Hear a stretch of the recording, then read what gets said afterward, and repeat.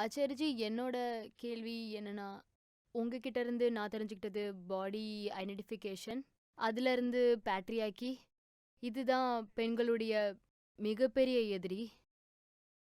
ஆனா, அதை விட எனக்கு என்னன்னா, ஏதோ கில்ட் நான் எனக்காக செய்றேன்னு தோணுது. ஏதோ ரெஸ்பான்சிபிலிட்டி விட்டுட்டு எனக்காக மட்டும் செய்றேன்னு தோணுது. நான் செல்ஃபிஷா இருக்கேன்னு எனக்கு கில்ட்டா இருக்கு. இதுதான் ரொம்ப பெரிய எதிரியா எனக்கு தோணுது. இந்த ஃபீலிங், இந்த கில்ட்டி ஃபீலிங் எங்கேருந்து வருது? இதெல்லாம் எதனால? இல்ல இதிலருந்து எப்படி தப்பிக்கிறது? அதாவது நான் என்னோட ரெஸ்பான்சிபிலிட்டிய விட்டுட்டேன். மத்தவங்கள பத்தி அதிகமா யாருக்கு நினைக்கிறதில்ல. அந்த ரெஸ்பான்சிபிலிட்டிங்கிறீங்க? ஒரு இல்லத்தரசி எடுத்துக்கிட்டா, அவங்க நான் இப்ப வீட்டு வேலையெல்லாம் அதிகமா செய்ய மாட்டேன். நான் எனக்காக இண்டிபெண்டன்ட்டா வேலை செய்வேன்னு சொல்றாங்க. ஸோ நான் வீட்டுக்கான ரெஸ்பான்சிபிலிட்டிய மொத்தமா விட்டுட்டேன். நான் எனக்காக செய்றேன். அப்போ கில்ட் வருது எனக்கு. பாருங்க, ரெஸ்பான்சிபிலிட்டிய விடுறதுனால கில்ட் வர்றது நியாயம்தான். கில்ட்டுனா என்னது? குற்றம். கில்ட்டுனா குற்றம்னு அர்த்தமாகும். அப்ப குற்றவாளிய கில்ட்டின்னு சொல்றோம். சரியா? குற்ற உணர்ச்சி தான் கில்ட். ஒருவேளை நீங்க உங்களுடைய ரெஸ்பான்சிபிலிட்டிய இல்ல உங்களுடைய உண்மையான கடமைய செய்யாம விட்டிருந்தா, நீங்க குற்றவாளி தான். இந்த கேள்விய எழுப்புனது நல்லது தான். ஏன்னா நெறைய பெண்களுக்கு இந்த கேள்வி இருக்கு. உண்மை என்னன்னு அவங்களுக்கு சொன்னா கூட, இல்ல தானாவே உண்மை தெரிய ஆரம்பிச்சதுக்கு அப்புறம் அவங்களுக்கு கூட, நான் மத்தவங்களோட ஃபீலிங்ஸ ஹர்ட் பண்ணா கூட, என்னால மத்தவங்க அழ வேண்டி இருந்துச்சு அப்படின்னா, நான் கில்ட்டியா ஃபீல் பண்றேங்கிறாங்க. சரியா? நீங்க எதுக்காக பலவிதமான பந்தங்கள்லயும், நரகத்திலயும் போய் மாட்டிக்கிறீங்கன்னா, பேரண்ட்ஸ் அப்படி விரும்புறாங்கன்னு சொல்றீங்க. பேரண்ட்ஸ் அப்படி விரும்புறாங்க அப்படின்னா, நீங்க ஏன் அத எதிர்த்து ஒண்ணுமே செய்யல? நான் செய்யறேன். ஆனா, ஏதாவது பேசினா உடனே அம்மா அழ ஆரம்பிச்சர்றாங்க. அது எனக்கு ஒரு கில்ட்டிய குடுத்துருது. இதனால நான் ஒண்ணுமே செய்யறதில்ல. என்னால அம்மா, அப்பா கண்ணீர் விடுறத பார்க்க முடியறதில்ல. கில்ட்டியா ஃபீல் பண்ண ஆரம்பிச்சுருவேன். ஒருவேளை உங்க அப்பா, அம்மா முட்டாள்தனமான காரணத்துக்காக அழுதுருக்கலாம். ஆனா, நம்ம சகோதரி கில்ட்டியா ஃபீல் பண்ண ஆரம்பிச்சுட்டாங்க. அது ரொம்ப கஷ்டமா போயிடும். இதே தான் குழந்தைங்க விஷயத்திலயும் நடக்குது. வீட்டுக்குள்ளேயே இருந்து சாகவா பிறவி எடுத்தீங்கன்னு கேட்டா, இல்ல எல்லாரும் என்ன நீங்க வேலைக்கு போறதுனால பொறுப்பா குழந்தைங்கள பார்த்துக்க மாட்டேங்கிறீங்க அப்படின்னும், வேலைக்கு போறதுனால குழந்தைக்கு தாய்ப்பாசமே கிடைக்கிறது இல்லைன்னும், நீங்க அப்படி ஒரு வொர்க்கிங் விமனா இருக்கிறதுனால உங்க குழந்தைக்கு சரியான தாயா இருக்க முடியலன்னு ஒரு கில்ட்டி ஃபீல் உங்களுக்குள்ள வந்துருது. எனக்கு ப்ரமோஷன் கிடைச்சிருச்சு, ஆனா அத நான் ரிஜெக்ட் பண்ணிட்டேன். ஏன்னா வீட்டுக்கு நெறைய நேரம் ஸ்பெண்ட் பண்ண விரும்புறேன். அதிக ரெஸ்பான்சிபிலிட்டி எடுத்துக்கிற மாதிரியான வேலை அடுத்ததா கிடைச்சது. அதையும் நான் ரிஜெக்ட் பண்ணிட்டேன். ஏன்னா என்னோட குழந்தைகிட்டயும், ஹஸ்பண்ட் கிட்டயும் எப்படி இத சொல்றது? ஏன்னா எவ்வளவு டிபெண்ட் பண்ணி இருக்காங்க என்ன. அவரு என்ன தவிர வேற யார்கிட்டயும் டீ வாங்கி கூட சாப்பிட மாட்டாரு. மத்தவங்க கையால என்னென்ன குடிக்கிறாங்க, அது சாட்டர்டே நைட் உங்கனால பார்க்க முடியும். நீங்க இதுவரைக்கும் அத பார்த்திருக்க மாட்டீங்க. அவரு சொல்றாரு, "இங்க பாரும்மா, என்னோட துணிய நீயே பிரஸ் பண்ணி குடுக்கலன்னா, உன் கை மனம் அதுல இல்லன்னா, அந்த துணிய போடவே பிடிக்கல. அப்படி போட பிடிக்கலன்னா, சரி அப்போ நிர்வாணமா போயிடுவீங்களா?"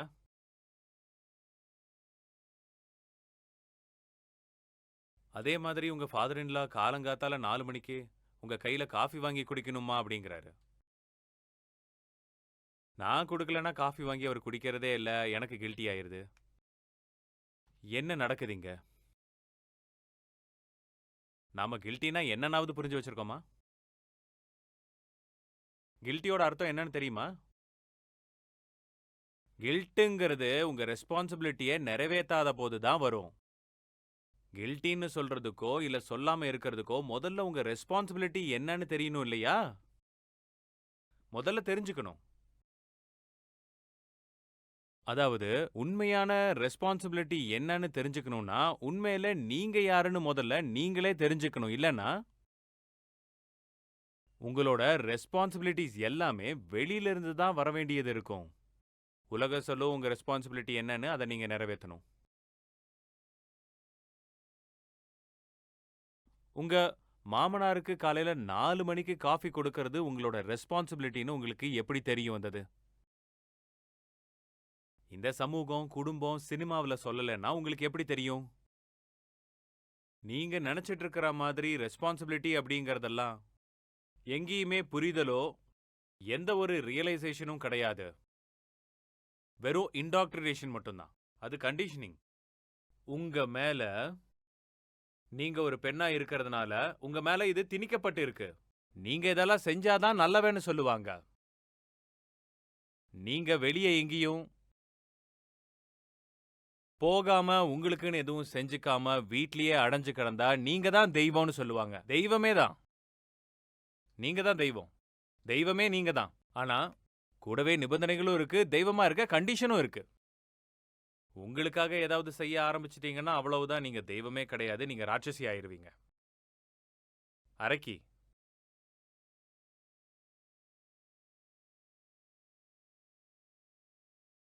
இந்த மாதிரி பண்பாடு பாரம்பரியம்னு பேசுறவங்க எல்லாம் எந்த மாதிரியான பழைய தர்ம நூல்களை எடுத்து காட்டுறாங்கன்னு தெரியுமா உங்களுக்கு? அவங்க சொல்றது என்னன்னா, ஒரு பொண்ணுக்கு கணவருக்கு பணிவிட செய்யறதை விட வேற வேலையே இல்லைன்னு சொல்றாங்க. அப்புறம் வேற என்ன ரெஸ்பான்சிபிலிட்டி உங்களுக்கு இருக்குன்னு சொல்லுங்க பார்க்கலாம். சத்தியத்துக்கு, சமூகத்துக்கு, இறைவனுக்குன்னு நீங்க ஆற்ற வேண்டிய கடமை எதுவுமே கிடையாது. உங்களுடைய ஒரே கடமை கணவனுக்கு பணி செஞ்சு கிடக்கிறது மட்டும்தான். இந்த வார்த்தை எழுதப்பட்டு இருக்கு. இந்து சமூகம் அதன்படிதான் இன்னைக்கு வரைக்கும் நடந்துகிட்டு இருக்கு. சொல்றாங்க பெண்களுக்கு குருவே தேவையில்லையா, கணவன் தான் குருவான். பெண்களுக்கு யாராவது அறிவு கொடுத்தா அவங்க நரகத்துக்கு போய் அழுகி சாவாங்களாம். ஏன்னா பெண்களுக்கு கல்வி அறிவுங்கிறது வேற யாருனாலையும் புகுத்தப்படக்கூடாது. அவளுக்கான கல்வியை அவளோட கணவன் மட்டும்தான் கொடுக்கணுமா. அப்படி பார்த்தா நான் நரகத்துக்கு போக வேண்டிய பெரிய பாவி. இங்க 3ல 1 பங்கு அப்படிதான் உட்கார்ந்துருக்கீங்க.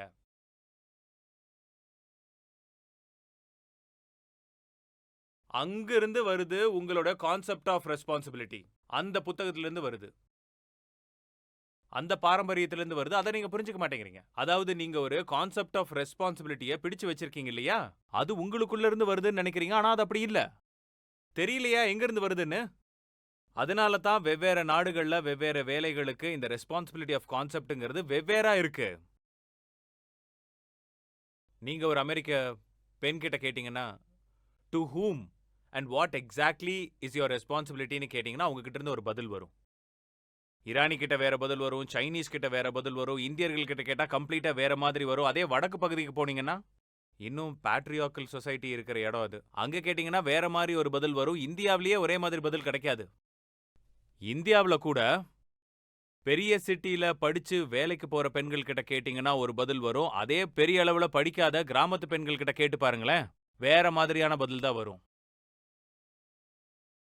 இந்த பதில்கள்லாம் எங்க இருந்து வருது? கண்டிப்பா உங்க இருதயத்திலிருந்து வரது கிடையாது. நம்மளுடைய கடமைன்னு நாம சொல்ற ரெஸ்பான்சிபிலிட்டி நம்ம இருதயத்திலிருந்து வரதில்ல. நமக்கு அப்படி சொல்லி கொடுத்திருக்காங்க, அங்கிருந்து வருது இல்லையா? இப்படி சொல்ற எல்லா ரெஸ்பான்சிபிலிட்டியும் உங்களுக்குள்ள திணிக்கப்பட்டிருக்கு. அப்படி இருக்க அது உங்களோடதா எப்படி ஆகும்? வெளியில இருந்து உங்க மேல சுமத்தப்படுற ஒரு விஷயம், நீங்களே சொல்லுங்க, உங்களோடதா அது எப்படி ஆகும்? ஸ்ரீகிருஷ்ணர் பகவத்கீதையில சொல்றாரு, உங்களுக்கு ஒரே ஒரு கடமை தான், அது என்ன நோக்கி வர்றது. மாமேகம் சரணம் விரஜ். மற்ற அனைத்து கடமைகளையும் தியாகம் செய்யுங்க. வேற எத்தனை கடமைகள் இருந்தாலும் அதை முழுசா தியாகம் பண்ணுங்க. உங்களுடைய கடமை ஒன்னே ஒன்னு தான், ஒன்னு மட்டும்தான். நீங்க கிருஷ்ணரை, சத்தியத்தை, உண்மையை நோக்கி போறதுதான் அது. மத்த கடமையெல்லாம் எங்கிருந்து பிடிச்சிட்டு வந்தீங்க? கணவனே கண்கண்ட தெய்வம்னு எப்படி சொல்றீங்க? மத்தபடி எல்லாம் அதை செய்யணும், இதை செய்யணும். குழந்தைங்க மேல இயற்கையாவே ஒரு அட்டாச்மெண்ட் இருக்குங்கிறத நம்மளால புரிஞ்சுக்க முடியுது. இதெல்லாம் பெண்கள் கிட்ட இருக்கு. இது பெண் பாலினம் சம்பந்தப்பட்ட விஷயங்கள். நீங்க பெண்ணா பிறந்தாலே வர்றது, பசு கன்றுகிட்ட இயற்கையாவே பாசத்தை காட்டும். மான பாருங்க, தன்னோட குட்டி மேல எவ்வளவு பாசத்தை காட்டுதுன்னு. பறவைகள் கூட தன்னோட குஞ்சுகளுக்கு இரையை கொண்டு வந்து ஊட்டுறத உங்களால பார்க்க முடியும். இதெல்லாம் பயாலஜிக்கலா வர்றது. இது வெறும் பயாலஜிக்கல் மட்டும்தான். இந்திய தாய்மார்களுக்கு மட்டும் எப்படி இவ்வளவு பாசம் வந்தது? ஹைப்பர் பாசம். சீன அம்மா கிட்ட ஏன் பார்க்க முடியல? ஜப்பான் அம்மா கிட்ட ஏன் பார்க்க முடியல? அமெரிக்க அம்மா கிட்ட ஏன் பார்க்க முடியல? அப்படின்னா அது பயாலஜிக்கல் மட்டும் இல்ல, சோஷியலும் கூட. உங்களுக்குள்ள பாசங்கிற ஒரு கான்செப்ட் விதைக்கப்பட்டு இருக்கு. அது பேசிக்கலி கண்டிஷன்டு, சோஷியல். இல்லைன்னா உலகம் பூரா இருக்கிற பெண்களுக்கு ஒரே மாதிரி தானே இருக்கணும். உலகம் முழுக்க இருக்க பெண்கள் கிட்ட தாய்ப்பாசம் இருக்கு. ஆனா இந்திய பெண்களுக்கு கொஞ்சம் உக்கிரமாவே இருக்கு. உக்கிரமான தாய்ப்பாசம், பயங்கரமான பாசம். 35 வயசு வரைக்கும் வேலை வெட்டி இல்லாம வீட்லயே உட்கார்ந்திருப்பான். மகன் மேல பாசம் மட்டும் குறையாது. அம்மா இல்லையா, அம்மா. அந்த தாய் பாசம் தான் உங்க மரியாதைக்கு பாத்திரமாவும் ஆயிருக்கு. எந்த அளவுக்கு பாசம் காட்டுறீங்களோ அந்த அளவுக்கு தெய்வத்தாயின்னு சொல்லுவாங்க. மகன் எருமக்கடா மாதிரி வளர்ந்திருப்பான். அப்பவும் அவனுக்கு ராத்திரி பகலா பணிவிட செய்வாங்க. என்ன பாசம், அற்புதமான பாசம்.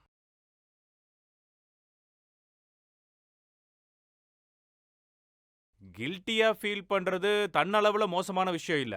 ஆனா பாருங்க தம்பி, தங்கச்சி, சரியான காரணத்துக்கு கில்ட்டியா ஃபீல் பண்ணலாம்ல. தவறு செஞ்சா குற்ற உணர்ச்சி ஏற்படுறது சகஜம்தான், தப்பு கிடையாது. சரிதான், தவறு செஞ்சிட்டீங்க, குற்ற உணர்ச்சி ஏற்படுது. அத நீங்க ஏத்துக்கிறீங்க. தவறு நடந்துருச்சுன்னு ஏத்துக்கிட்டா ஒருவேளை திருத்திக்கலாம். அதுல எந்த தப்பும் கிடையாது. குற்ற உணர்ச்சியில, கில்ட்ல. உங்களோட உண்மையான தவறு என்னன்னு உங்களுக்கு தெரியல. ஒண்ணுமே இல்லாத சாதாரண விஷயத்துக்கெல்லாம் ஐயோ நான் கில்ட்டியா ஃபீல் பண்றேன்னு சொல்றதெல்லாம் தமாஷா இருக்கு பாக்குறதுக்கு. நிஜமாவே தவறு நடக்கிறப்ப பெண்களுக்கு அத பத்தி தெரியறதே இல்ல. உண்மையான தவறு என்னன்னா நீங்க வாழ்க்கைய வீணடிச்சுக்கிட்டு இருக்கிறீங்க. கலை இல்ல, திறமை இல்ல, அனுபவம் இல்ல, எதுவுமே இல்ல. எதையுமே பார்க்கல, உலகத்தையே பார்க்கல. ஆண்கள் கிண்டல் அடிக்கிறாங்க. நீங்க போய் இன்ஸ்டாகிராம் பக்கம் பாருங்க. அங்க சிங்க பெண்கள் கிட்ட சிக்கி தவிக்கும் பொதுஜனங்களோட பாடுன்னு அங்க நீங்க பல வீடியோக்களை உங்களால பார்க்க முடியும். அவளுக்கு ஸ்கூட்டியே ஓட்ட தெரியல, ஸ்கூட்டியை எடுத்துட்டு போய் எங்கேயோ கதவுல இடிக்கிறா. இன்னொரு வீடியோல ஸ்கூட்டியை கொடுக்கறாங்க. அத அவ ஓட்டவே தெரியறதில்ல. ஆனா எடுத்துட்டு போய் ஒரு ஆள் மேல, ஒரு வயசானவர் நடந்து போயிட்டு இருக்காரு, அவரு மேல கொண்டு போய் இடிச்சிடுறா. அவரு சரிஞ்சு விழுந்துட்டாரு, இவளும் விழுந்துட்டா. அப்புறம் எந்திரிச்சு அவரை எழுப்பி விட்டுட்டு முன்னாடி போக விடுறா. முன்னாடி போனதுக்கு அப்புறம் பின்னாடி போய் மறுபடியும் இடிக்கிறா. அதுக்கு மில்லியன்ஸ் ஆஃப் வியூஸ், லைக்ஸ் இதெல்லாம் அத்தனையும் நடக்குது. இதுதான் உங்களுடைய நிஜமான கில்ட். உங்களுக்கு ஸ்கூட்டி கூட ஓட தெரியல. ஆனா இத பத்தி உங்களுக்கு உணர்வே கிடையாது. இத நீங்க நான் கியூட், எனக்கு ஒண்ணு வராதுன்னு நினைச்சுக்கிறீங்க. பசங்க மறுபடியும் வீடியோ போடுறாங்க, இவ எப்படி ஸ்டார்ட் பண்றான்னு பாருன்னு. ஸ்டார்ட் பண்றேன்னு ஸ்டாண்ட போட்டு உதைச்சிட்டு இருக்கறா. உலகம் முழுக்க ஆண்கள் செமையா உற்சாகமா கமெண்ட் போடுறாங்க, இத பாருடா இவங்க தான் ஆண்களுக்கு சமமான்னு. ஸ்கூட்டர் எடுத்துட்டு போய் ஸ்டார்ட் பண்றேன்ற பேர்ல ஸ்டாண்ட போட்டு உதைச்சுக்கிட்டு இருக்க. ஸ்டார்ட் ஆகலங்கிற. பாதிக்கு மேல பெண்களை வச்சு செய்யப்படுற ஹியூமர் எல்லாமே ஹியூமராவா இருக்கு? வாஸ்தவமா அந்த ஹியூமரை கவனிச்சு பாத்தீங்கன்னா அந்த ஹியூமருங்கிறது ஃபீமேல் சென்ட்ரிக் ஹியூமர். அதுல காட்டப்படுறத பார்த்தா இவ எவ்வளவு முட்டாளா இருக்கா. அந்த ஃபீமேல் சென்ட்ரிக் ஹியூமர் இருக்கு இல்லையா, அதுல என்ன காட்டுறாங்க, இவ எவ்வளவு முட்டாளா இருக்கா. இதுக்கு இல்ல கில்ட்டி வரணும். அதுல ஹியூமரா ஒன்னும் கிடையாது. ஒட்டுமொத்த பெண்ணினமே அவமானப்படுத்தப்படுது. ஆனா அப்போதைக்கு உங்களுக்கு புரியறதே இல்ல. நீங்களும் சிரிக்கிறீங்க, கீழே கமெண்ட் எல்லாம் போடுறீங்க, அதுல வெரி குட் ஸ்மைல் எமோஜி எல்லாம் போடுறீங்க. இல்லனா அவ எவ்வளவு பாடி சென்ட்ரிக்னு காட்டுவாங்க. அதுல ஒண்ணு இப்படி ஆரம்பிக்குது, மை வைஃப் ஆன் பீரியட்ஸ். அப்புறம் அடுத்ததா அவங்க காட்டுவாங்க அவ எப்படி பைத்தியம் மாதிரி கத்தரா, பிஹேவ் பண்றான்னு. 3 மடங்கு லோடு தூக்குவா, ஸ்பீடு 3 மடங்கு அதிகமாயிருச்சுன்னு. 3 மடங்கு அதிகமா கத்துவா, 3 மடங்கு அதிகமா அழுவா, அவளோட ஹார்மோனல் ஸ்விங் எப்படி இருக்கு பாருங்கன்னு போடுவாங்க. அத அவ்வளவு தமாஷா காட்டுவாங்க, எல்லாரும் ஆஹான்னு சிரிப்பாங்க. அதுல பெண்களும் வந்து சரியாத்தான் சொல்லியிருக்காங்கன்னு சந்தோஷப்படுவாங்க.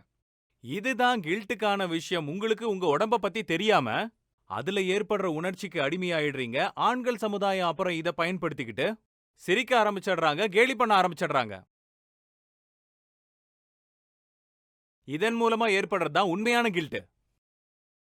நீங்க ஒரு வேலை பண்ணுங்க, சோஷியல் மீடியால பெண்களை வச்சு என்ன பேசுறாங்க அந்த வீடியோக்கள் எல்லாம் பாருங்க. அப்புறம் வந்து என்கிட்ட சொல்லுங்க, அதுல எங்க உங்க அறிவை பத்தி பேசுறாங்கன்னு. எங்க பேசுறாங்க? இன்னும் சில பேர் இப்படி ஒரு இடிய கிளப்புறாங்க. அவங்க தங்களை ஆன்டி ஃபெமினிஸ்ட்னு சொல்லிக்கிறாங்க. சோஷியல் மீடியால அவங்க ரொம்ப பிரபலமா இருக்காங்க. இந்தியாவிலயும் இருக்காங்க, வெளிநாட்டிலயும் இருக்காங்க. அவங்களுடைய பிரதானமான வேலையே இதுதான். எந்த நேரமும் ஒரேடியா பெண்களை வார்த்தைகளால அடிக்கிறது. வந்துட்டாங்க பெருசா ஃபெமினிஸ்ட் பத்தி பேசுறதுக்கு, நாங்களும் சமம்னு சொல்றதுக்கு. இவங்களுக்கெல்லாம் என்ன தெரியும்? அவங்களுக்கு ஏகப்பட்ட கைத்தட்டல் கிடைக்கும். ஆனா இதுல வருத்தத்துக்குரிய விஷயம் என்ன தெரியுமா? பாதிக்கு மேல அவங்க சொல்றதுல ஏதாவது ஒரு உண்மை இருக்கத்தான் செய்யுது. இந்த பெண்கள்லாம் எப்படின்னா, உலகத்துல இருக்கிற பாதிக்கு மேல வேலையில ஒரு பெண்ண கூட பார்க்க முடியாது. ஏன்னா, அவ அந்த மாதிரி வேலைக்கே போக விரும்புறதில்ல. அப்புறம் நாங்களும் ஆண்களும் சமம்ங்கிறாங்க. அப்புறம் எதுக்கு சமமான ஸ்டேட்டஸ் குடுக்கணும்? ரொம்பவே கிண்டல் அடிக்கிறாங்க. கில்ட் வரணும் பெண்களுக்கு இதெல்லாம் பார்க்கும்போது. இந்த மாதிரி கேலி கூத்துக்கு பாத்திரம் ஆயிட்டோமே அப்படின்னு. எப்பவுமே இந்த கேலிக்குரிய விஷயங்கள் எல்லாம் இருக்கு இல்லையா? அது முழுசா பொய்யா இருந்தா கேலியாக்க முடியாது இல்லையா? ஒரு விஷயம் ஜோக் ஆகுதுன்னா அதுல கொஞ்சம் உண்மை இருக்கு அப்படின்னு தான் அர்த்தம்.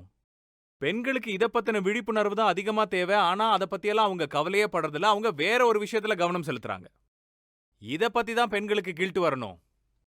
ஆனா இத பத்தி கில்ட் கிடையாது. எதுக்கு கில்ட்னா அட அட அட அட அட.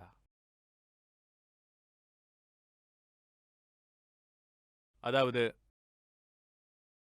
அத்தையோட கொழுந்தியோட ஒண்ணு விட்ட தங்கச்சியோட மாமியாருக்கு கல்யாணம். மாமியார் கல்யாணமா? நடக்கலாம் விடுங்க. போட்டும். நான் லிபரல் நடக்கலாம். மாமியாருக்கு கல்யாணம் நடக்கலாம். என்னால அங்க போய் பாட்டு பாட முடியலையே. இத வச்சு பெரிய அலப்பற பண்றது, ஆபீஸ் மீட்டிங் வச்சுட்டாங்க. அதனால அத்தையோட கொழுந்தியாவோட ஒண்ணு விட்ட தங்கச்சி மாமியாருக்கு கல்யாணம். அங்க போய் ஆட முடியல. அதுக்காக கில்ட். இதுதான் கில்ட்டுக்கான விஷயமா? கர்மம் என்னன்னு தெரியாது, தர்மம் என்னன்னு தெரியாது. சமயம் தெரியாது, உலகம் தெரியாது. அதுக்காக ஒரு கில்ட்டும் இருக்க போறதில்ல. அப்ப பார்க்கணுமே பெண்களோட பயங்கரமான தன்னம்பிக்கைய. ஒரு மண்ணும் தெரியாது. ஆனா தன்னம்பிக்கை மட்டும் ஓவரா இருக்கும் அவங்களுக்கு. எதுக்காக கில்ட் இருக்கணுமோ அதுக்கெல்லாம் கில்ட் இருக்காது. தேவையில்லாத இடத்துல எல்லாம் கில்ட் இருக்கும். இப்படி வர கில்ட்டுக்கெல்லாம் காரணம் என்ன? ரெஸ்பான்சிபிலிட்டியோட கான்செப்ட் கிளியரா இல்லைங்கிறதுனால தான். இம்போர்ட் பண்ணப்பட்ட ரெஸ்பான்சிபிலிட்டி. உலகத்திலிருந்து பெறப்பட்ட கடமையின் சித்தாந்தம். உங்களுடைய சித்தாந்த புரிதல்ல இருந்து வந்தது கிடையாது. ஒவ்வொரு மனிதனுக்கும் நிச்சயமா கடமை இருக்கு. கண்டிப்பா இருக்கு. குழந்தைகளுக்கு செய்ய வேண்டியது, கணவனுக்கு செய்ய வேண்டியது, தாய் தகப்பனுக்கு செய்ய வேண்டியது, நண்பர்களுக்கு செய்ய வேண்டியது, இவங்க எல்லாருக்கும் செய்ய வேண்டிய கடமை இருக்கு. கடமையே சுத்தமா இல்லன்னு நான் மறுக்கல. ஆனா உண்மையிலேயே எந்த அளவுக்கு கடமை, எந்த திசையை நோக்கி, யாருக்காக? இதெல்லாம் தெரிஞ்சுக்க முதல்ல கண்களை திறக்கணும் இல்லையா? நான் சொல்றது என்னன்னு புரியாம பேசுறாங்க. குழந்தைய தூக்கி குப்பையில போடுங்க. குழந்தைய கவனிக்க வேண்டிய அவசியமே இல்ல. இப்படி நான் சொல்லவே இல்ல. ஒரு அம்மாவா இருக்கிறது ரொம்ப பொறுப்பான வேலை. ஒரு குழந்தைய வளர்த்தெடுக்கிறதுங்கிறது நீங்க கிரியேட்டர் ஆகுற மாதிரி வேலை. ரொம்ப ரெஸ்பான்சிபிளான வேலை. ஆனா பொறுப்புணர்வ பத்தி நம்ம டெஃபினிஷனே குளறுபடியா இருக்கு. நமக்கு தெரியல குழந்தைக்கு உங்களோட கடமை என்னன்னு நினைக்கிறீங்க சொல்லுங்க? உதாரணத்துக்கு நான் ஒரு அம்மாவா இருந்தா குழந்தைக்கு என்னோட கடமை நல்லா சாப்பிட வச்சு, அதுக்கு உடம்பு நல்லபடியா இருக்கா? பாருங்க அந்த குழந்தையோட கை, கால், வயிறு எல்லாம் பஞ்சு மாதிரி குலு குலு குலு குலு குலுன்னு. அப்படியே பவுடர போட்டு எண்ணெய் கிண்ணெய வச்சு தலைய சீவி விட்டா, ஆச்சு அவ்வளவுதான் கடமை முடிஞ்சது. எவ்வளவு நல்ல அம்மா, பேபி எவ்வளவு ஹெல்த்தியா இருக்கு பாருங்க. 5 கிலோ எடை. என்ன சூப்பரான பேபி இது. அப்படியே கொழு கொழுன்னு. எடுத்து பொம்மையாட்ட விளையாடலாம். நமக்கு அம்மா எவ்வளவு நல்லவங்கன்னு தோணும். அந்த குழந்தையோட அறிவு வளர்ச்சி அடையுதா இல்லையான்னு தெரியாது. தாய்க்கு குழந்தை மேல பெரிய பொறுப்பு இருக்கு. அத நான் இல்லன்னு சொல்லவே இல்ல. ஆனா அது வெறும் உடம்போட மட்டும் தானா? எண்ணெய் தேய்ச்சு, தலை சீவி நல்லா சாப்பாடு போடுறது மட்டும் தானா? இல்ல உண்மையான பொறுப்பு அப்படிங்கிறது குழந்தையோட மனசு எப்படி இருக்குன்னு பாக்குறதா? சொல்லுங்க. ஆனா தன்ன பத்தியே தெரியாத அம்மா குழந்தைய எப்படி நல்லா கவனிச்சுக்க முடியும்? எப்படி அவளுக்கு தன் உடம்பு மேல மட்டும் அக்கறை இருக்கோ, அதே மாதிரி குழந்தையோட உடம்பு மேல மட்டும் தான் அக்கறை இருக்கு.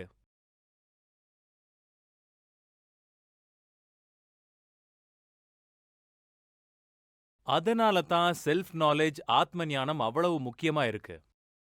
பெண் அப்படிங்கறதெல்லாம் பிற்பாடு தான். எல்லாத்துக்கும் முன்னாடி நீங்க ஒரு மனிதன். அதுக்கு முன்னாடி நீங்க விழிப்புணர்வு மனிதனா இருப்பதோட அர்த்தம் விழிப்புணர்வு, கான்ஷியஸ்னஸ். பெண்ணுன்னு சொல்லிக்கிறதெல்லாம் சரிதான். 2 பாலினம் இருக்கு. அதுல நீங்க ஒண்ணு. அதுல ஒண்ணும் பெரிய விஷயம் இல்லையே.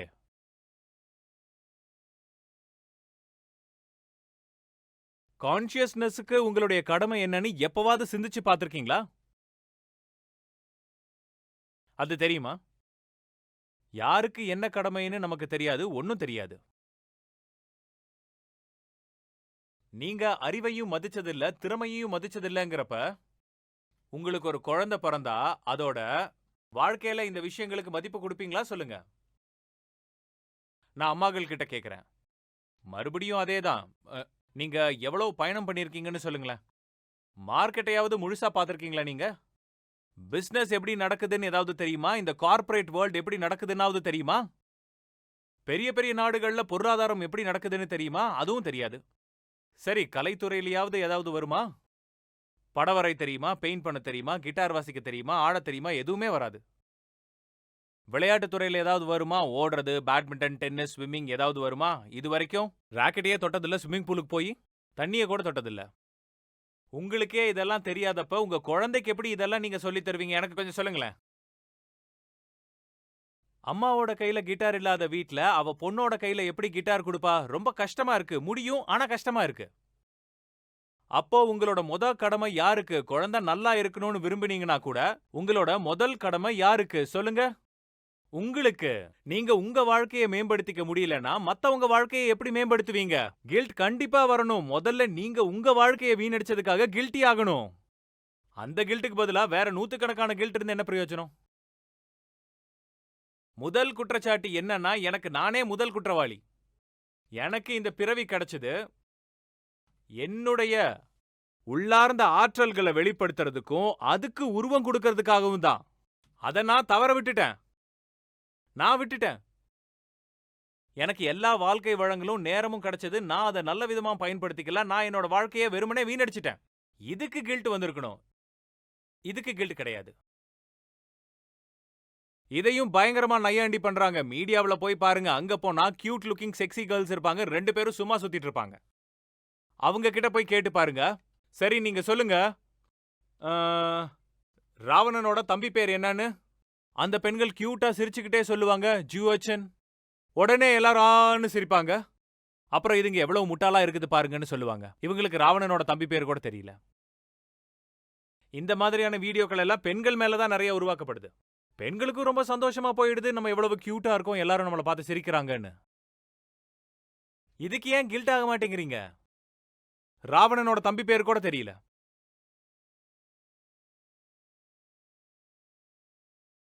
உங்க சுமைய நீங்க தூக்காம ஆண்கள் கிட்ட குடுத்துடுறீங்க. கில்ட் வரணும்ல? நம்ம கையில சக்தி இல்லையான்னு. வரணுமா வேண்டாமா? சுமைய கொஞ்சம் தூக்கிட்டு வந்தா நல்லா இருக்கும் அண்ணா. அவங்க எதுக்கு உங்க சுமைய தூக்கணும்? உங்க இனம், உங்களோட சம வயசு, உங்க சுமை அப்படி ஒண்ணும் அப்படியே 60 கிலோ வெயிட் எல்லாம் ஒண்ணும் கிடையாது இல்லைங்களா? சாதாரண 10, 20 கிலோவுக்கே அடுத்தவங்கள தூக்க சொல்றீங்க. கொஞ்சம் தூக்குறீங்களான்னு? நீங்க தூக்கலைனாலும் ஆம்பளைங்களுக்கு தெரியும் இவனால எதையும் தூக்க முடியாதுன்னு. நோஞ்சா மாதிரி கையு. இவளால எதுவும் தூக்க முடியாது. வாழ்க்கையில எப்பவுமே ஆச்சாரிஜி என்னோட வாழ்க்கையில எப்பவும் ஒரு 4 தடவ கூட டம்பிள்ஸ் எடுத்ததில்ல, எதையும் செஞ்சதில்ல. அப்புறம் அவங்களே வந்து தூக்கிட்டு நாங்க ஷிவல்ரஸ் அப்படிம்பாங்க. ஏன்? உங்களோட உண்மையான குற்றம் தான் எங்க? அத தெரிஞ்சுக்கலாம் இல்லையா? அது தெரியலன்னா பெரிய பிரச்சனையாகிடும். இல்லனா அப்புறம் குற்றமே செய்யாத இடங்கள்லயும் உங்கள நீங்களே குற்றவாளியா நினைப்பீங்க. அப்புறம் குற்றம் செஞ்ச இடத்துல நீங்க குற்றம் செஞ்சதே உங்களுக்கு தெரியாம போயிடும்.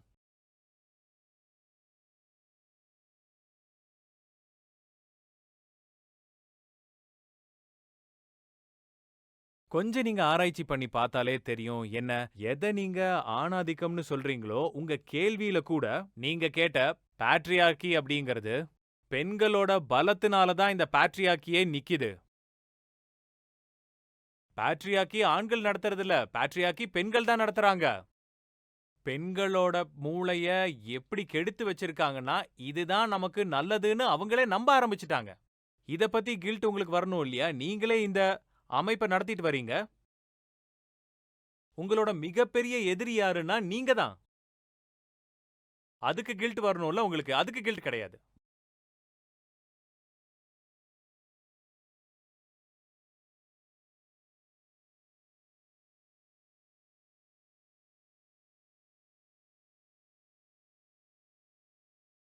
பொறுப்புக்கள எடுத்துக்க கத்துக்கோங்க. கில்ட் எல்லாம் பரவாயில்ல. முதல்ல பொறுப்புகளை எடுத்துக்கணும் இல்லையா? உங்களோட வாஸ்தவமான கடமை என்னங்கறத முதல்ல கண்டுபிடிங்க. உங்களோட உண்மையான கடமையை நிறைவேத்திக்க எவ்வளவு கஷ்டப்பட வேண்டி இருந்தாலும் அதுக்காக கஷ்டப்படுங்க. அத செய்யாம ஒண்ணுமே நடக்காது.